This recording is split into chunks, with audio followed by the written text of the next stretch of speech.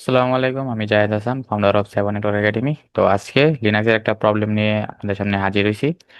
তো অনেক সময় আমরা লিনাক্সে টার্মিনাল যখন ওপেন করি তখন হচ্ছে যে আমাদেরকে এরকম একটা এরর দেয় যে কারাপ্ট হিস্টোরি, মানে আমাদের যে হিস্টোরি ফাইলটা আছে সেটা কারাপ্ট হয়ে যায়।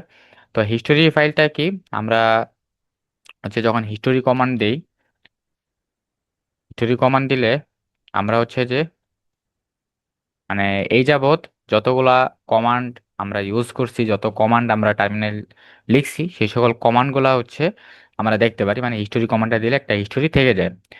তো এটাই হচ্ছে অনেক সময় হচ্ছে মানে অনেক জমতে জমতে বা কোনো একটা কারণে এই হিস্টোরি ফাইলটা হচ্ছে করাপ্ট হয়ে যায়। তো করাপ্ট হয়ে যাওয়ার ফলে তখন আর সেখানে কোনো হিস্টোরি ক্রিয়েট হয় না। ওকে, এবং আপনাকে হচ্ছে এরকম একটা ইরর দেয়, একটা ওয়ার্নিং দেয়। তো আমরা আজকে এটাই হচ্ছে রিপেয়ার করবো হিস্টোরি ফাইলটাকে। তো কিভাবে করব? তো ফার্স্টে হচ্ছে এই হিস্টোরি ফাইলটা, এটা আমার হোম ডাইরেক্টরির ভিতরে, ইউজার ডাইরেক্টরির ভিতরে ডট জেড হিস্টোরি, এটাই হচ্ছে সেই ফাইল। আমি কি করব, এই ফাইলটাকে আগে রিনেম করব। রিনেম করার জন্য আমরা হচ্ছে যে এমএফ মুভ কমান্ড। ওকে, আমি জাস্ট এটা কপি করি। এটা হচ্ছে আমি জেড ব্যাক এই নামে হচ্ছে রিনেম করে দিছি। তো এখন আমি কি করব, স্ট্রিং। ওকে, তো আমি এখন কি করলাম, ফার্স্টে হচ্ছে আমি এই ফাইলটাকে রিনেম করছি। রিনেম করার পর আমি হচ্ছে স্ট্রিংস কমান্ড ইউজ করে এখান থেকে যে ভ্যালিড লাইনগুলো আছে সেগুলো হচ্ছে আমি এখানে কপি করছি। এখন হচ্ছে জাস্ট আমি কি করব, হিস্টোরি ফাইলটাকে লোড করব। তো হিস্টোরি ফাইলটাকে লোড করার জন্য কমান্ড হচ্ছে FC-R।